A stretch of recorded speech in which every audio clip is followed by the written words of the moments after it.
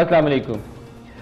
पाकिस्तान में सियासी दर्जा हरारत में बेपनाह इजाफा हो चुका है। जैसे जैसे यौम आज़ादी करीब आ रहा है तो कोई इंकलाब के नारे लगा रहा है तो कोई कह रहा है आज़ादी मार्च होगा। लगता यह है कि पाकिस्तान में पॉलिटिकल स्टेबिलिटी जिसकी पूरी पाकिस्तानी कौम को ख्वाहिश थी और तवक्को ये थी कि ये जो गुज़श्ता इंतखाबात हैं इसके बाद हम बेहतरी की जानिब आगे बढ़ेंगे, लेकिन एक ही साल के अंदर सूरत हाल कुछ ऐसे तब्दील हुई है कि लगता है कि मामलात बेहतरी की बजाय अबतरी की जानिब बढ़ने वाले हैं।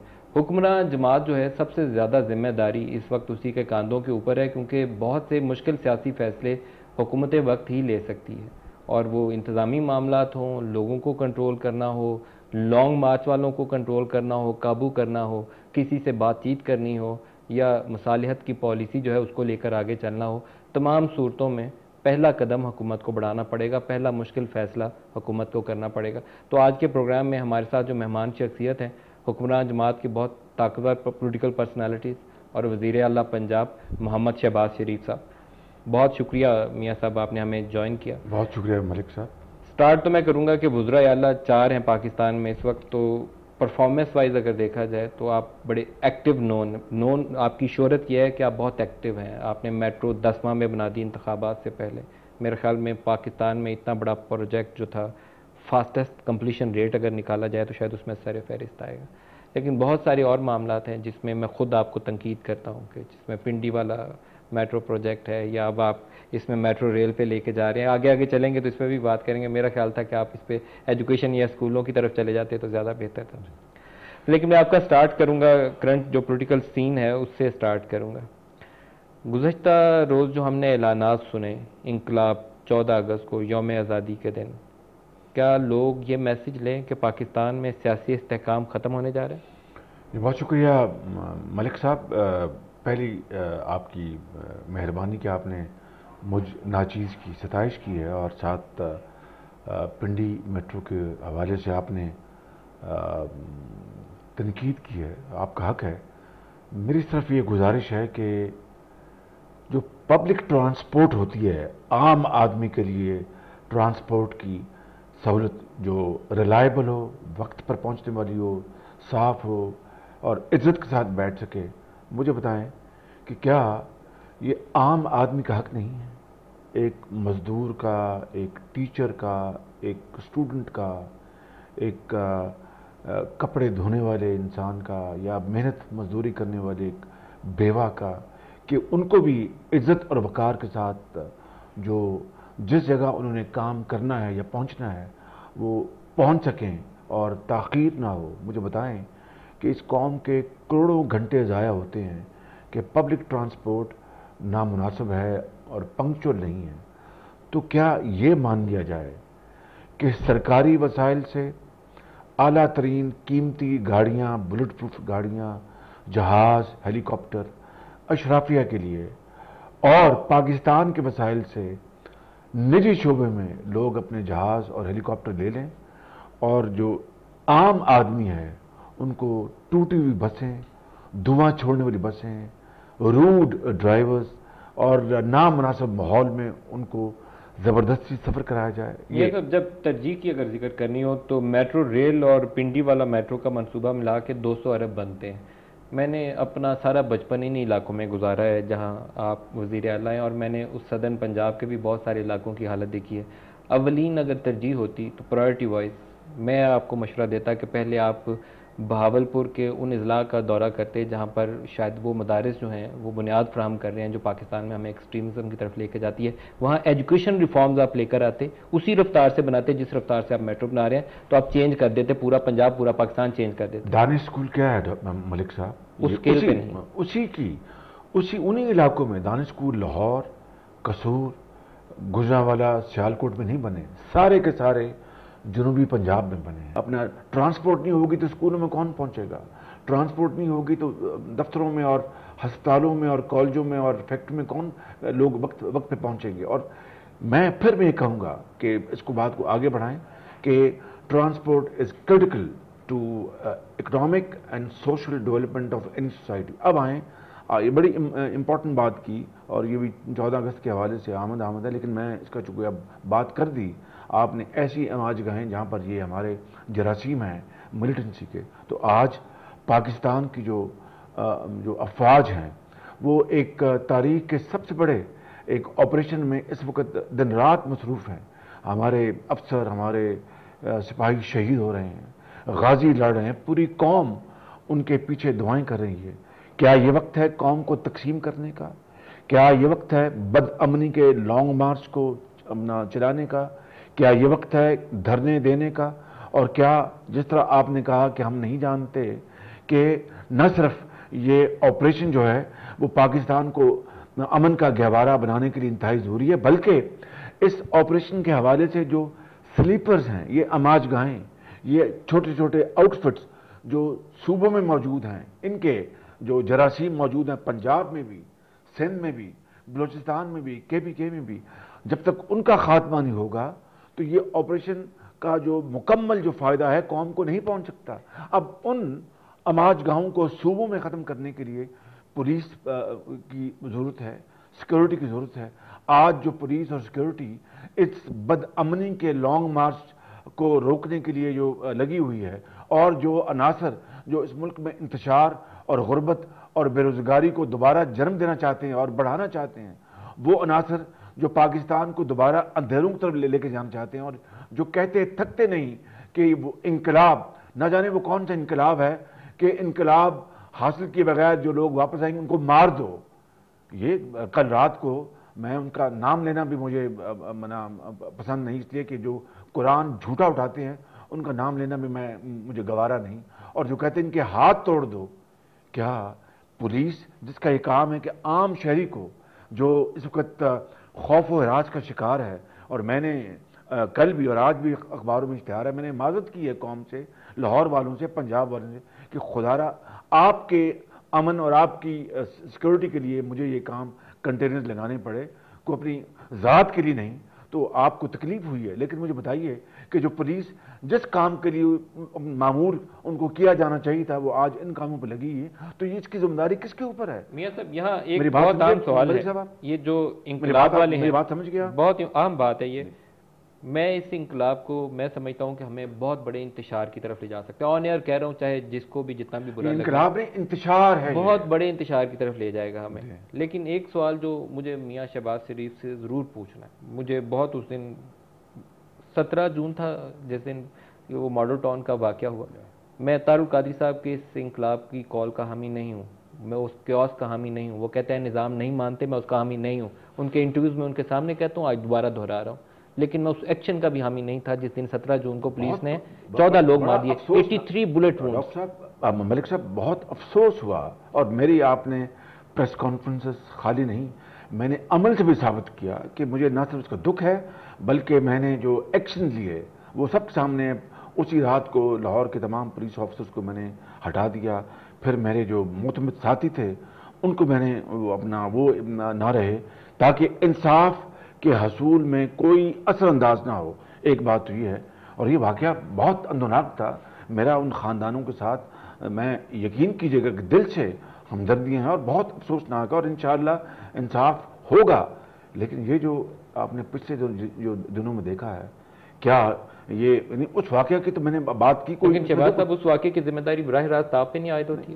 Being chief minister, chief executive of the province, being home minister, آپ اگر ایک لا منسٹر کو فائر کر دیں تو دیٹ از ناٹ انف. یہ بات نہیں.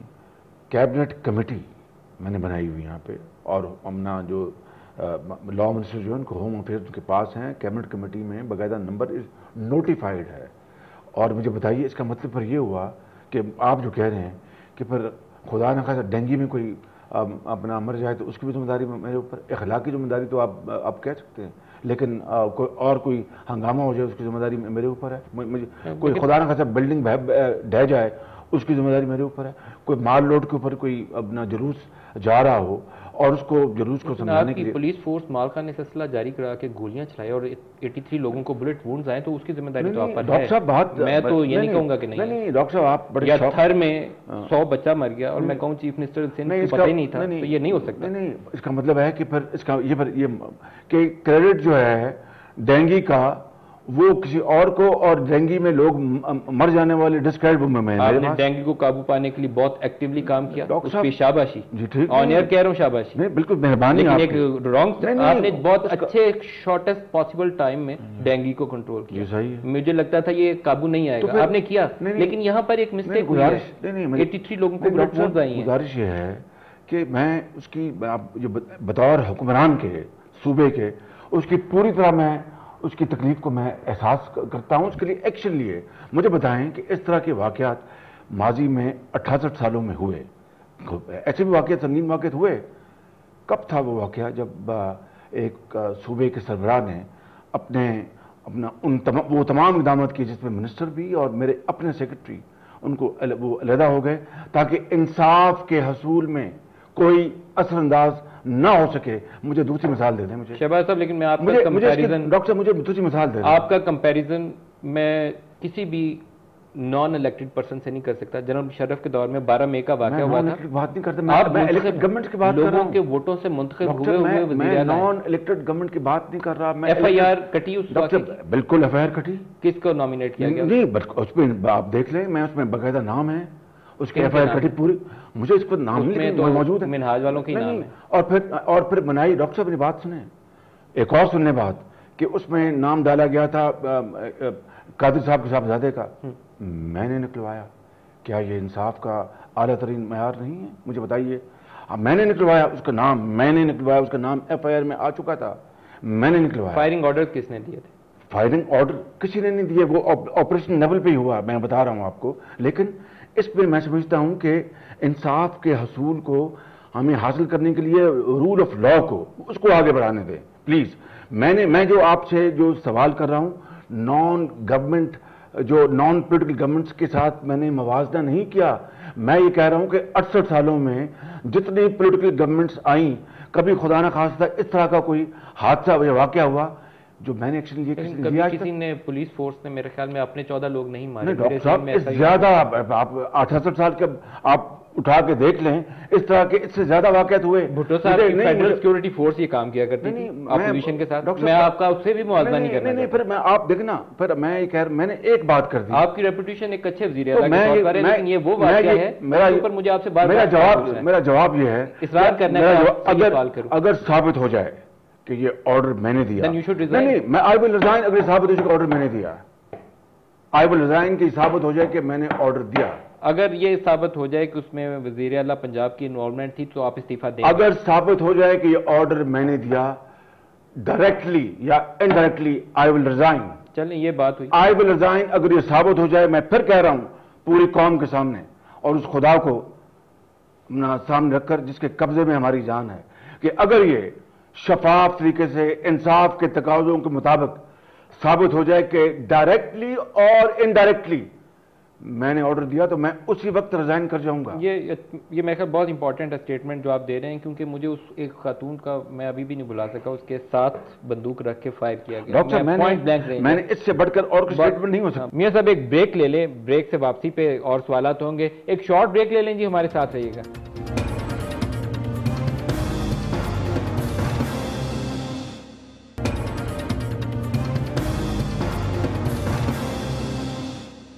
Welcome back. آج کے پروگرام میں وزیر اعلیٰ پنجاب محمد شہباز شریف صاحب ہمارے ساتھ ہیں۔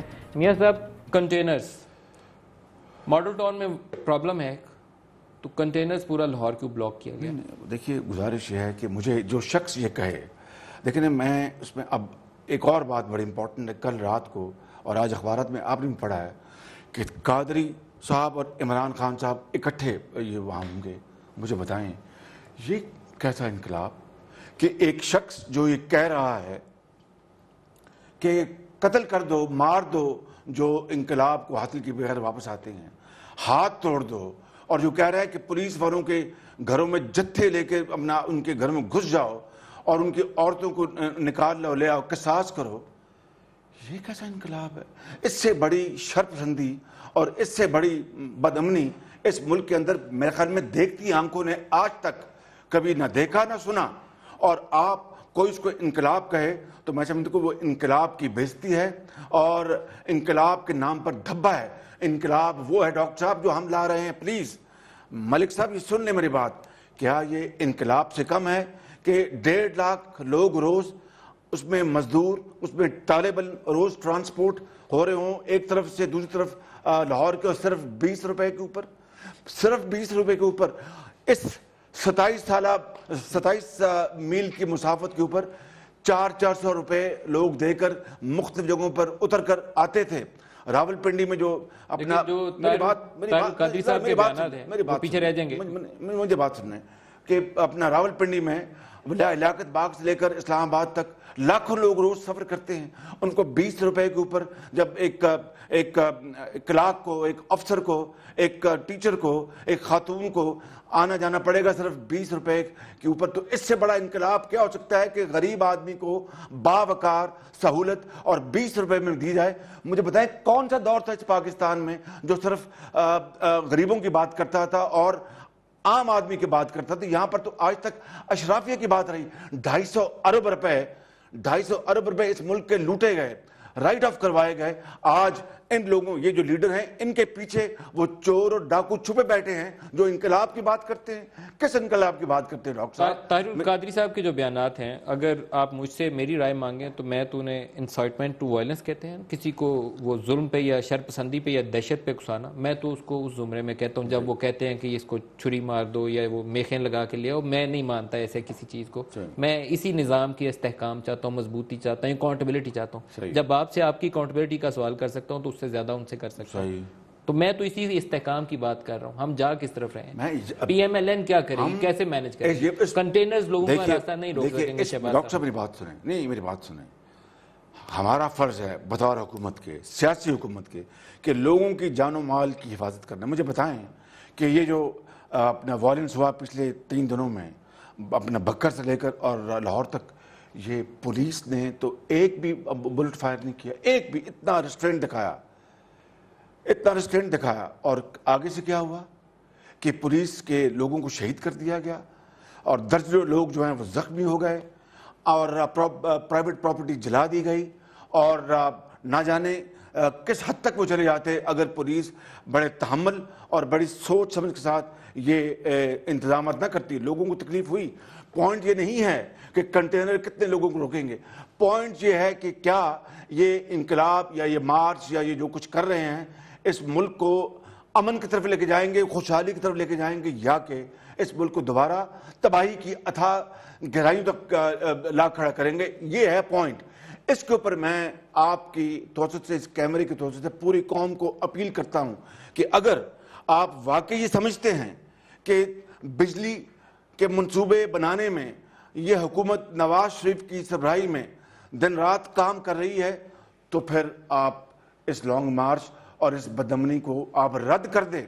اگر واقعی یہ حکومت شفاف ہے، میں پہلے بھی کہہ چکا ہوں، آپ کو بھی آج کہہ رہا ہوں، ملک صاحب کے 6 سالہ دور میں، اس خادم کی حکومت کے دور میں، میری ذات کے اوپر یا اپر لیول پر اگر ایک دھیلے کی کرپشن کا اگر الزام ہو تو میں ہر سزا قبول کرنے کو تیار ہوں۔ کیا لانگ مارچ اس کے لیے ہے؟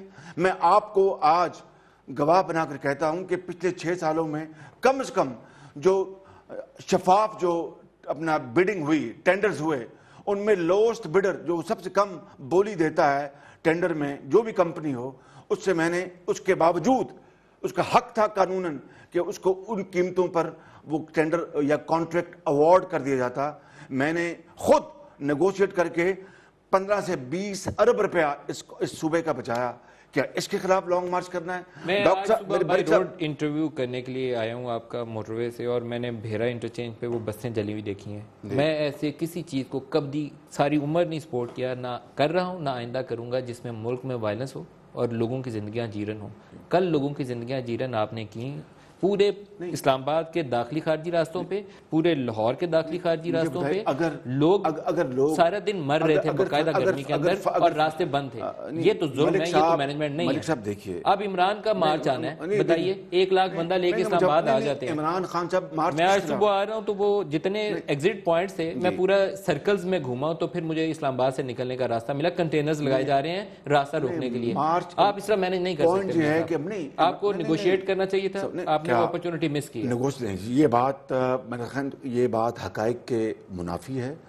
آپ نے دیکھا پچھلے 1 ہفتے میں ایک سے زیادہ مرتبہ عمران خان صاحب کو آفر دی گئی. خود میں نے کہا not from the point of weakness but from the point of view of saving this country from any anarchy اور جو غلط سوچ غلط مفروضوں کی بنیاد پر اور تباہی کی طرف جو چل پڑے ہیں اس کو روکنے کے لیے میں نے کہا میں آپ کے گھر آنے کو تیار ہوں. کہیں تو میں پرائم منسٹر صاحب کو کہوں گا کہ وہ کمیٹی بنا دیں, آپ کو وہ آ کے مل لے گی. خود پرائم منسٹر صاحب نے کہا کہ 5 حلقے ہمارے 5 ان کے اس کا بھی ہم کروانے کو تیار ہیں. ایک سال پہلے سے کیوں نہیں کیا؟ ایک سال سے کیوں نہیں کیا؟ کیونکہ یہ جس دن ہاسپٹل بیڈ پہ تھے اس دن یہ بات ہوئی میاں صاحب کے ساتھ, بڑے میاں صاحب. یہ بڑی امپورٹنٹ بات کی, مجھے بتائیں. ایک سال میں کہتا ہوں کہ کیا اسد عمر صاحب جو عمران صاحب کے دستے راست ہیں, انہوں نے پہلی الیکشن کے رات نہیں کہا تھا کہ مبارک ہو میاں نواز شریف صاحب کو کہ الیکشن جیتے ہیں؟ عمران خان صاحب میں ہمت ہے, سپورٹس مین اسپرٹ ہے کہ وہ جیتنا بھی جانتے ہیں اور ہار بھی تحمل سے وہ اپنا برداشت کرنا جانتے ہیں. یہ ان کے اپنے الفاظ ہیں. عمران خان صاحب نے خود کہا کہ جناب مجھے تحفظات ہیں مگر میں اس الیکشن کو میں قبول کرتا ہوں. میری بات سنیں, 55 سیٹیں ہاسپٹل بیڈ پہ انہوں نے کہا تھا 4 حلقے کر دیں, باقی انتخابات قبول کر رہا ہوں. نہیں وہ ہم نے تو نہیں کرنے تھے, وہ تو الیکشن کمیشن نے, الیکشن ٹریبیونل نے کرنا ہے. ابھی آپ کہہ رہے ہیں نا 5 حلقے کھول دیں. ہم نے کہا کہ آپ بیٹھ کے پہلے کر دیتے. بات یہ ہے کہ نہیں اب آپ پوائنٹ آف نو ریٹرن پہ لے آئے ہیں وہ سٹیج. کس بات کا پوائنٹ آف نو ریٹرن؟ کہ کیا اس ملک میں اربوں روپے لوٹے گئے ہیں یا اربوں روپے بچائے گئے ہیں؟ کس بات کا پوائنٹ آف نو ریٹرن؟ کہ دانش اسکول بنائے جا رہے ہیں اس ملک کے غریب بچوں کو ایچ کالج سے بہتر تعلیم دلوانے کے لیے, یا اس میں لوٹ کھسوٹ ہے؟ کس بات کا پوائنٹ آف نو ریٹرن؟ کہ بجلی کے مدوں میں ابھی 4 دن پہلے ڈاکٹر صاحب چین نے اعلان کیا ہے, چائنا میں, وہاں پر دونوں ممالک کی انرجی گروپس کی میٹنگز ہوئیں اور اس میں فیصلہ ہوا کہ پاکستان کو 2017-18 تک 10,400 میگا واٹ منصوبوں کی وہاں پر سرمایہ کاری کی جائے گی. 15 ارب ڈالر کی. کیا پوائنٹ آف نو ریٹرن کس بات پہ ہوتا ہے؟ کہ کیا یہ خوشحالی کی جو اور دور اور ترقی کے دور, اور پھر آپ جو بات کرتے ہیں کہ 1 مہینہ پہلے عمران خان صاحب کو یا 1.5 مہینہ پہلے میاں صاحب خود ملے جا کے چودھری نثار صاحب کے ساتھ ان کے وہاں پر جا کر گھر پہ, اور انہوں نے کہا کہ ویلکم. بہت دوبارہ مل رہے ہیں شہباز صاحب, آپ سے بھی ان کے ٹیلی فونک رابطہ رہتا ہے, مجھے پتا چلا ان کی نمل یونیورسٹی کے بھی ایشوز تھے تو آپ سے بھی ٹیلی فون کر لیتے تھے نا آپ سے, تو آپ دوبارہ گاڑی سٹارٹ کریے چلے جائیے. ابھی لاہور کے جج کی سٹیٹمنٹ سن رہا تھا, انہوں نے کہا نواز شریف صاحب گاڑی چلائیں اور بنی گالا پہنچ جائیں, جا کے بات کریں. ملک صاحب میری بات سنیں, مبارکباد دی مجھے انہوں نے. اگر ریگڈ الیکشن تھے تو مجھے مبارکباد کو دی, نمبر 1. اور اگر یہ ریگنگ کے نتیجے میں گورنمنٹ آئی تو نمل یونیورسٹی کے لیے جو سینکڑوں ایکڑ ووٹ آڈٹ ہو جاتا تو کیا ہو جاتا؟ ڈاکٹر صاحب, ملک صاحب, آپ تو ایک بات, آپ 2/3 میجورٹی لے کے بیٹھے ہوئے ہیں اور میرا اس بات پہ یقین ہے کہ ووٹ آڈٹ کے نتیجے میں آپ کی 2/3 میجورٹی 34 سیٹس تک نہیں ریڈیوس ہو سکتی, اور عمران خان کی 34 سیٹس جو ہیں وہ 2/3 میجورٹی نہیں بن سکتی. یہ نہیں ہو سکتا. اگر یہ منطق ہے, ووٹ آڈٹ کر لیں. اگر یہ منطق ہے تو ہم بات سن لینا, منطق ہے تو پھر بٹھائیں, ایک پولیٹیکل ڈائیلاگ کریں. وہ آپ نے کرنا ہے. نہیں, ہم نے تو آفر دے دی. آپ آگے میں آج بھی پھر آپ کو یہ رینیو کرتا ہوں اپنی آفر کہ not from point of weakness, ملک کے مفاد, اس ملک کے بچوں, ماؤں, بہنوں اور تاجر اور انویسٹمنٹ اور اس ملک کی خوشحالی اور ترقی کے اس سہانے خواب کو جو عملی تعبیر اب اختیار کر رہا ہے, اس کو تباہی سے بچانے کے لیے میں اب بھی کہتا ہوں کہ میں عمران خان صاحب کی طرف جانے کو تیار ہوں. آپ چلیے, میں بھی چل رہا ہوں, آپ بھی چلیے, آپ جا کے ان سے ملیے, واپسی پہ میں دوبارہ آپ کا انٹرویو لیتا ہوں. وہ کہیں آپ کو کہ شہباز نے آفر کی آ جائے, میں چلے جاؤں گا. بالکل, یہ تو آپ کو کرنا چاہیے. میں تو جرنلسٹ ہوں, میں تو سوال جواب کرتا ہوں. میں آپ کے ذریعے پیغام دے رہا ہوں نا. میں بالکل آپ کا میں پیغام دے رہا ہوں. بالکل, اور عمران خان صاحب کو آپ کی بات سننی چاہیے, نواز شریف صاحب سے ملنا چاہیے, سیاسی راستہ نکالنا چاہیے. آپ نے ایک مارچ کیا تھا میاں صاحب عدلیہ کی بحالی, ایک بار بات کر لینا. میں آپ کے ذریعے پھر پیغام دے رہا ہوں عمران خان صاحب کو, اور آپ کہ نواز شریف صاحب بھی اور آپ بھی دونوں ملنے پہ. میں بالکل, میں جانے کو تیار ہوں اور میاں صاحب ملنے کو تیار ہے. بالکل, اور ان کے مطالبات ماننے کو تیار ہیں. ان کے مطالبات بیٹھ کے بات کریں گے. ہم نے آن ایئر یہ کہہ دیجئے ہم آپ کے مطالبات مان لیں. ابھی مطالبات میں انہوں نے یہ نہیں مطالبہ کہ جو سراج الحق صاحب کے ذریعے 4 مطالبات گئے ہیں کہ نام اس میں یہ شامل ہے کہ وزیر اعظم استعفیٰ دیں, نہ اس میں یہ شامل ہے کہ ری الیکشن کروائیں. مطالبات 4 ہیں. نہیں, عمران خان صاحب نے کہا کہ وزیر اعظم استعفیٰ دیں. جو سراج الحق صاحب کے ذریعے مطالبہ آیا اس میں یہ شامل ہے. وہ تو انڈائریکٹلی میں ڈائریکٹ بات کر رہا ہوں. یہ وہ پبلک اسٹیٹمنٹ ہے. نو خود کا عمران خان اسٹیٹمنٹ ہے, لیکن سراج صاحب کے ذریعے جو 4 مطالبات آئے اس میں یہ نہیں ہے. پوائنٹ یہ ہے کہ وہ آپ مطالبات سراج الحق صاحب کو وزیر اعظم صاحب نے اور ہماری ٹیم نے باقاعدہ ان کو مینڈیٹ دیا کہ جا کے ان سے بات کریں. نہیں, لیکن اپروول نہیں دی. اپروول نہیں دی. نہیں بالکل کہا کہ سراج صاحب سے بھی پوچھا 4 مطالبات کی آپ لوگوں نے اپروول نہیں دی. 5 حلقوں کی بات ہو گئی. آپ نے کہا 5 کھول لو, لیکن وہ تو کہتے ہیں ووٹ آڈٹ کرو. نہیں ووٹ آڈٹ کس طرح؟ ملک صاحب میرا خیال ہے آپ کا انٹرویو بہت قیمتی وقت ہے کہ لاکھوں یہاں پر پولنگ اسٹیشن ہے, کس طرح آڈٹ ہوگا مجھے بتائیں آپ. اور ایک بات طے کر لینا پلیز کہ 55 حلقے پنجاب میں وہاں پر ان کی ضمانتیں ضبط ہوئی ہیں. مجھے بتائیں 55 حلقے پنجاب میں ان کی ضمانتیں ضبط ہوئی ہیں. دیکھیے دوسری بات کہ وہ کہتے تھے کہ جو وہ ہیں ہمارے لودھرا کے جہانگیر ترین, ان کو اپنا دھاندلی سے مسلم لیگ نے انہیں ہرایا. ہم تو وہاں پر 3rd پوزیشن میں ہیں. ہم تو جیت کے آپ کے ساتھ مل گئے نا, اس لیے انہیں پڑ گئے. اس طرح آزاد سیٹیں ان کے ساتھ نہیں گئے. وہ تو ہر ایک صاحب میں آن ایئر کہہ رہا ہوں کہ ان کی 34 سیٹس 2/3 نہیں بن سکتی. میں آن ایئر کہہ رہا ہوں, میں اس سے زیادہ جرنلسٹ بڑی بات نہیں کہہ سکتا. آپ کی 34 نہیں ہو سکتی, نہیں ہو سکتی نا. Let us I think hit the nail on the head کہ آئیں عمران خان صاحب, میں آپ کو پاکستان کے نام پر میں درخواست کرتا ہوں کہ اس قوم کے اوپر رحم کریں, آئیں بیٹھیں. ہم یہ وعدہ کرتے ہیں کہ آپ کے ساتھ ایک سنجیدہ ڈائیلاگ کریں گے اور پھر پارلیمنٹ میں لے کے آئیں گے اور پھر پارلیمنٹ کو اپروو کر لیں. آپ بن جائیں اس کمیٹی کے ہیڈ. یہ الیکٹورل ریفارم کو آپ ہیڈ بن جائیں. یہ اسپرٹ ہے اور اس کے لیے آپ ٹائم فریم بھی طے کریے. پیپلز پارٹی اور آپ اور بالکل صحیح پی ٹی آئی تینوں مل کے یہ ریفارمز کریے جس سے پاکستان کے مسائل حل ہو جائیں اور اس کی سینکٹیٹی آف دی ووٹ جو ہے وہ بحال ہو جائے. آپ نے عدلیہ کی بحالی کے لیے ایک مارچ کیا تھا, ہم سب نے آپ کو سپورٹ کیا تھا. میں خود سپورٹ کرنے والوں میں شامل تھا. جب آپ لوگ پروٹیسٹ کرتے تھے میں جا کے کوریج کے لیے وہاں خود کھڑا ہوتا تھا, کیونکہ کاز بہت بڑی تھی کہ عدلیہ مضبوط ہوگی. صحیح بات ہے. عمران کہتے ہیں کہ اگر یہ عدلیہ کی بحالی کے لیے کر رہے تھے تو میں الیکشن ریفارمز کی مضبوطی کے لیے کر رہا ہوں, یہ کیوں نہیں مجھے ساتھ دیتے؟ مجھے اس میں جمہوریت کو خطرہ کیسے پڑ جاتا ہے؟ وہ کہتے ہیں جمہوریت خطرے میں نہیں ہے. سوال ہے کہ عدلیہ بحال نہیں ہو رہی تھی, عدلیہ بحال نہیں ہو رہی تھی اور اس وقت کے حکومت کے جو زعماء تھے انہوں نے بدعہدی کی تھی. یہ ریکارڈ کی بات ہے. مری ایگریمنٹ, اس کے بعد اسلام آباد ایگریمنٹ, آپ سب جانتے ہیں. اس لیے مجبوراً پھر عدلیہ کی بحالی کے لیے پھر ہمیں وہ موومنٹ چلانی پڑا. ہم تو کہتے ہیں کہ عمران صاحب خان صاحب بیٹھیں اور الیکٹورل ریفارم کی جو کمیٹی ہے اس کے چیئرمین آپ بن جائیں. اس سے بڑی بات کیا ہو سکتی ہے؟ آپ جمہوریت خطرے میں ہے, اس وقت نہیں تھے آپ جمہوریت خطرے میں ہیں. دیکھیے بات یہ ہے کہ ہم نے جمہوریت کے لیے, یہ عمران خان صاحب وہ ہیں اور وہ قادری صاحب دونوں اکٹھے ہو گئے نا, دونوں مشرف کے انہوں نے جھنڈا اٹھایا ہوا تھا اور مشرف کے ان کے جو تھا وہ جو کیا وہ کروایا تھا نیشنل ایک ریفرینڈم, اس کا بھرپور ساتھ دیا, الیکشن میں بھرپور ساتھ دیا, کروڑوں روپے خرچے. میں سمجھتا ہوں کہ جمہوریت کے لیے پیپلز پارٹی اور پی ایم ایل این نے جتنی قربانی دی ہے, جتنی سیکریفائسز دی ہیں, وہ کسی اور پارٹی نے نہیں دی. میاں صاحب ایک بریک لے لیں, بریک سے واپسی پہ اور سوالات ہوں گے. ایک شارٹ بریک لے لیں جی, ہمارے ساتھ رہیے گا.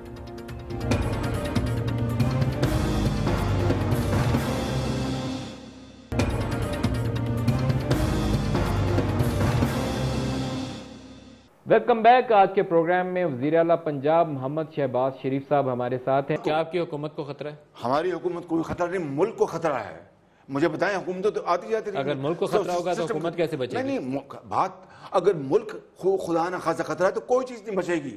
کوئی چیز نہیں بچے گی. جی پھر تو حکومت بھی نہیں بچے گی. حکومت نہیں, کوئی چیز نہیں بچے گی. پھر کیا اگر ملک کو خطرہ ہے اور ملک خطرے میں چلا گیا تو حکومت کو ایک طرف کر دیں, کیا اینٹیز, ادارے, افراد بچ جائیں گے؟ پھر آپ کیا بات جب آپ عدلیہ کی بحالی کا مارچ کر رہے تھے تو آصف زرداری صاحب بالکل آخری لمحے تک تیار نہیں تھے. میں خود وٹنس ہوں, میں رپورٹر ہوں, کور کر رہا تھا, دونوں سے سوال پوچھتے تھے تو انکاری تھے. جنرل اشفاق کیانی نے رات کو جا کے ان سے ایک ملاقات کی تھی اور ان کے ڈی جی آئی بی نے, شعیب سڈل صاحب تھے شاید اس وقت اگر میں غلط نہیں ہوں, کہ اگر اتنے بڑی تعداد میں لوگ اسلام آباد آ گئے, فوج گولی نہیں چلائے گی, سنبھالے نہیں جائیں گے, معاملات حکومت کے قابو سے نکل جائیں گے. We have to do something. اور انہوں نے پھر اشفاق کیانی صاحب نے کال کیا اور ججز بحال ہوئی. ارلی مارننگ اناؤنسمنٹ ہوئی تھی.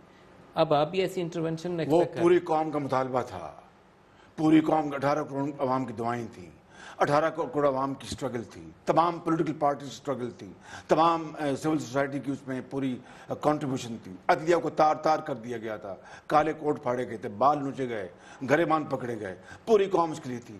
اس کے لیے مجھے بتائیں صرف ایک پارٹی اور باقی تمام پارٹیاں ایک طرف کے نہیں اس کا حل جی اب تو ان کے ساتھی نہیں بات ساتھی کیا میں چودھری برادران کے بارے میں کہہ چکا ہوں کہ انہوں نے قرضے معاف کروائے. ریکارڈ کی بات میں بتا رہا ہوں. جی میں نے یہ کہا ہے ڈاکٹر ملک صاحب, آپ جانتے ہیں آپ کے جو چہرے کی شباہت سے بار بار میں آپ کو ڈاکٹر کہہ رہا ہوں, واقعی آپ بڑے قابل ہیں doctor there I am not way of the mark.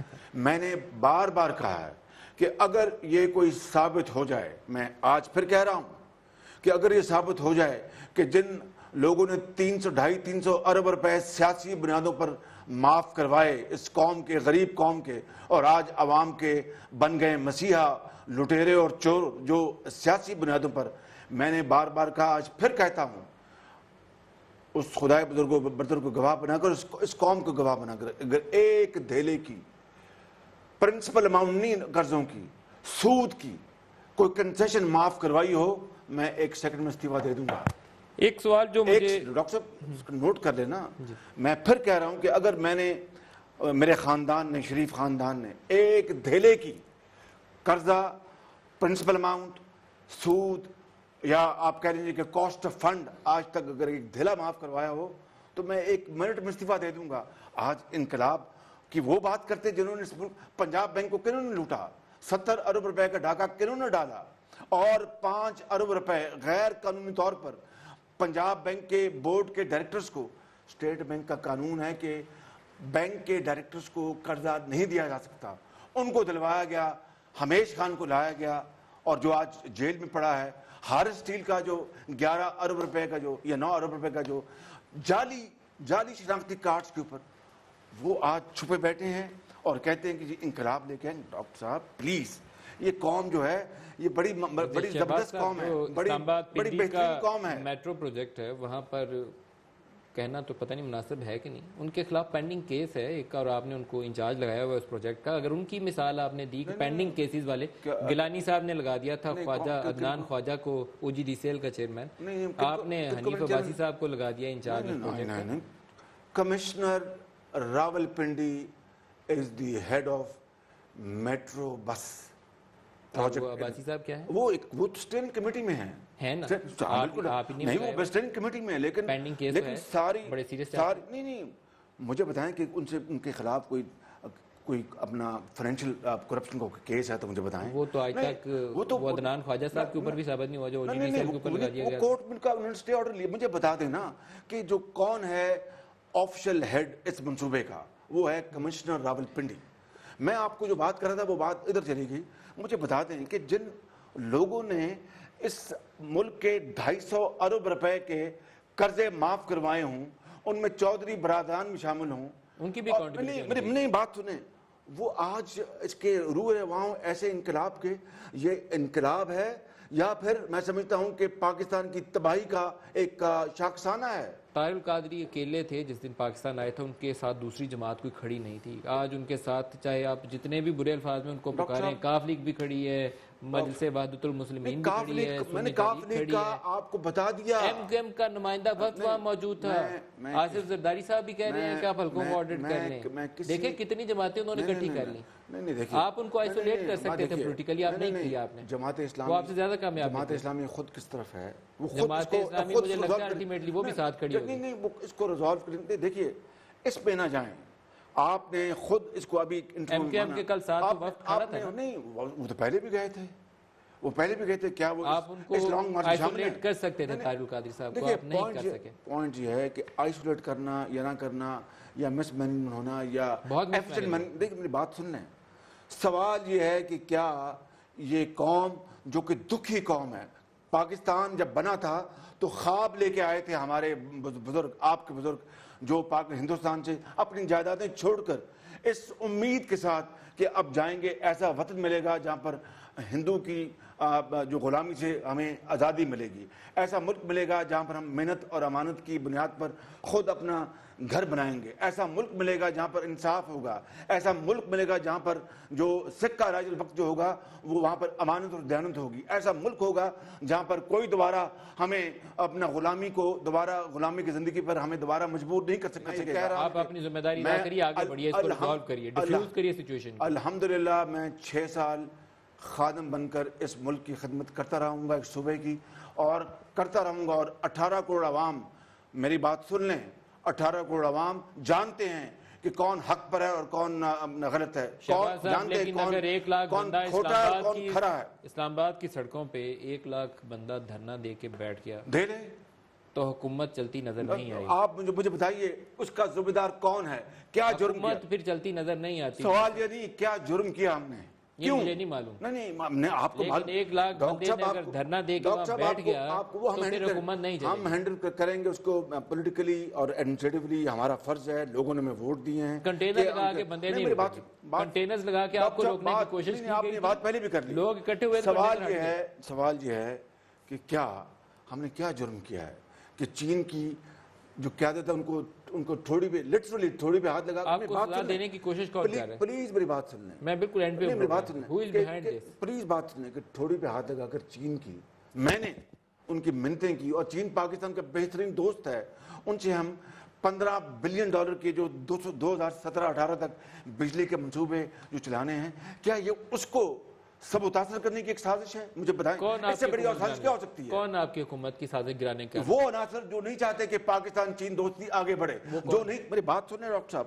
جو نہیں چاہتے کہ چین کی سرمایہ کاری آئے اور پاکستان اندھیروں سے نکل جائے اور کوٹ سبزل یا کراچی یا پشاور تک جو اندھیرے دور ہو جائیں، وہ نہیں چاہتے، وہ نہیں خوش، اور وہ نہیں چاہتے کہ پاکستان استحکام کی طرف جائے، وہ نہیں چاہتے کہ یہ جو کشکول جو ہے ہم توڑ دیں، وہ نہیں چاہتے کہ یہ جو کرپشن فری جو ہم نے نظام چلانے کی کوشش کری آگے بڑھے، وہ چاہتے ہیں لوٹ مار، وہ چاہتے ہیں بینکوں کے قرضے اور کھانے، وہ چاہتے ہیں کہ پاکستان اور تباہ ہو، اپنی تجوریاں بھریں اور کلگی لگائیں اور صاحب کہلوائیں، وہ یہ چاہتے ہیں۔ ایک معاملہ ایسا ہے جس میں مجھے لگتا ہے شہباز شریف صاحب، آپ نے اور چودھری نثار صاحب نے مشرف کے اوپر کچھ معاملات کے اوپر انڈرسٹینڈنگ کی تھی، اور شنید یہ ہے کہ وہ جائیں گے عدالت میں، وہاں چارج شیٹ ہوگی، پھر اماں کی عیادت کے لیے جانا چاہیں گے تو حکومت اپوز نہیں کرے گی۔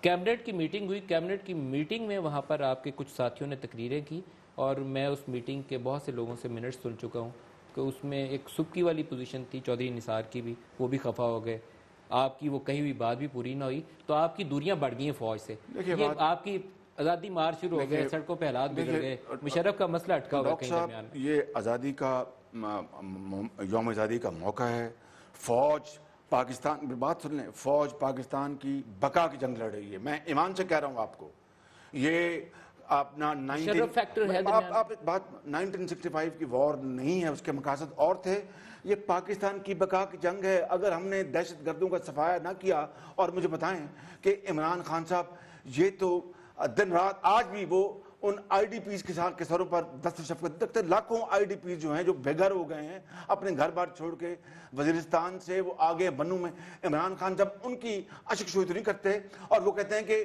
وہ پاکستان کے دشمن جن کے خلاف آج پاکستان کی فوج اپنے صف آ رہا ہے، اور جنہوں نے 40,000 جوانوں کو اور بچوں کو، بے گناہ بچوں اور جوانوں کو پاکستان کے شہید کر دیا، عمران خان صاحب کہتے ہیں ان سے ابھی بھی ڈائلاگ مشرف فیکٹر آپ کی حکومت کو شیک کر رہے ہیں۔ عمران صاحب کہہ رہے ہیں ان سے ابھی بھی ڈائلاگ جاری رکھیں، بتائیں مجھے ان سے تو ڈائلاگ جاری رکھیں جنہوں نے پاکستان سے دہشت گردی اور انتہا پسندی کا خاتمہ ہونا چاہیے، تو اگر ہونا چاہیے no other choice for our survival. یہ جو خان صاحب جنرل مشرف فیکٹر آپ کی حکومت کو ہلا رہا ہے، یہ خان صاحب جو کہہ رہے ہیں کہ ان دہشت گردوں سے ڈائلاگ رکھیں، خود سیاسی معاملہ طے کرنے میں ڈائلاگ نہیں کرتے۔ واہ واہ واہ، کتنی بڑی ڈائیکاٹمی ڈاکٹر صاحب، جنرل مشرف کتنی بڑی ڈائیکاٹمی ہے۔ صحیح، کیا جنرل مشرف فیکٹر آپ کی حکومت کو ہلا رہا ہے؟ جنرل مشرف فیکٹر جو ہے وہ اٹس اے نان ایشو، وہ کورٹ میں ہے معاملہ، وہ کورٹ میں معاملہ ہے، اٹس ناٹ این ایشو۔ اگر کورٹ انہیں پاکستان سے جانے کی اجازت دیتی ہے، میں بتاؤں آپ کو پاکستان کو کون ہلا رہا ہے؟ اگر اس کا جواب دیں پھر آپ کہیے گا، اگر عدالت جنرل مشرف کو اماں کی عیادت کے لیے یا علاج کے لیے جانے کی اجازت دے دیتی ہے تو آپ اپوز کریں گے ان کا نام ای سی ایل سے؟ اگر عدالت یہ فیصلہ دیتی ہے کہ جانے دیجیے گا، میں آپ کو یقین دلاتا ہوں کہ گورنمنٹ آف پاکستان، وزیر اعظم نواز شریف اس کے اوپر عدالت کے فیصلے کی روشنی میں اس کا جائزہ لے کر ایک صائب فیصلہ کریں گے۔ شہباز شریف صاحب بہت شکریہ، آج کے پروگرام میں آپ نے ہمیں وقت دیا، بہت سے مشکل سوالات تھے اور آپ نے بڑی خندہ پیشانی سے ان کا جواب دیا۔ میں شکر گزار ہوں کہ آپ نے ہمیں جوائن کیا۔ آئی ہوپ کہ میں دوبارہ آپ سے مجھے موقع ملے اور اسی طرح کے ایک ہم دوبارہ انٹرویو میں ان مسائل کے حل کے ساتھ بیٹھے ہوں جو آج ہم مسائل کو ڈسکس کریں۔ بہت شکریہ محمد شہباز شریف صاحب، وزیر اعلیٰ پنجاب۔ آج کے پروگرام سے اتنا ہی، اجازت دیجیے، خدا حافظ۔